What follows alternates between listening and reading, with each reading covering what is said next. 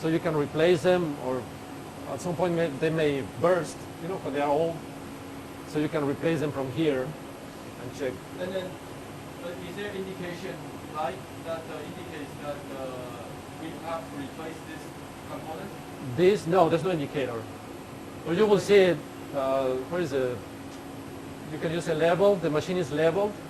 So if you notice that your stages are not, you know, right now they are free because they are not controlled by the servo. If they move to one side, right now they are pushed by the hoses, so that's why they are on this side.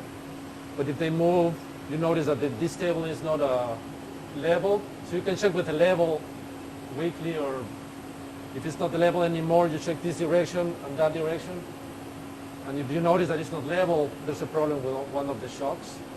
So if you open here, you can access the pivots where you can put more air or level them.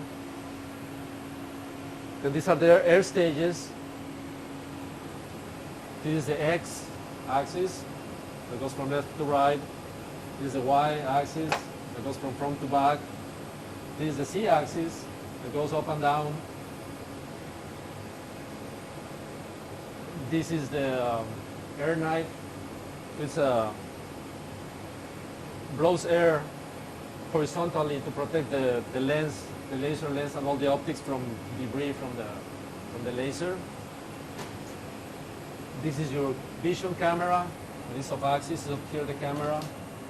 This is a Gigi camera, Ethernet. These are all the optics. This is your light. Here is the polarizer and all the optics for the laser, the final focusing lenses. And let me turn on the light so we can see better in there. So let's start our application just for, so we have access to that. So you open that. The password, the username and password is admin, and the password is Mundt, M-U-N-D-T.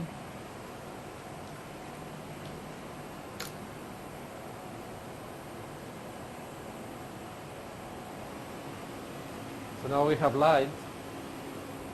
When our application starts, it puts light in the cabinet. And back here, this is the laser itself.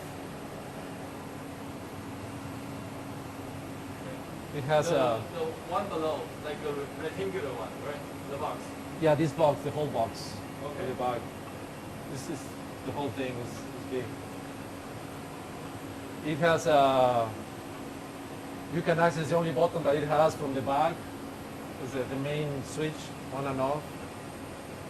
You don't need to access that never. Just to let you know that there's a switch there. Okay. So you can turn it off at some point if you want. But if we're using this program, then we don't have to. No, you don't have to use it. And this is the laser. The output from the laser goes that way into the scanner. You see that box that is open, that has the mirrors inside. That's your galvo scanner. So the laser outputs from here and goes inside the galvo scanner. And the galvo scanner bends the beam and goes through the optics. And the mirror that bends again the beam this way. And then it goes in here. There's another bender there that goes through the final focusing lenses. So the laser that is following that path is collimated, and there's a focus here, a focus point. So if you put your hand here, you will get burned. So you need to be careful not to put anything in between those lenses. Okay? And so this is the final focusing lens. So the output from the laser is right here. You can see that red lens. And this is just the light, so you can see what you're doing. This is the micro epsilon. It's a distance measurement. So I will show you how to use it. You can measure how far you are from this point, so you know where to find focus, for example, for the laser.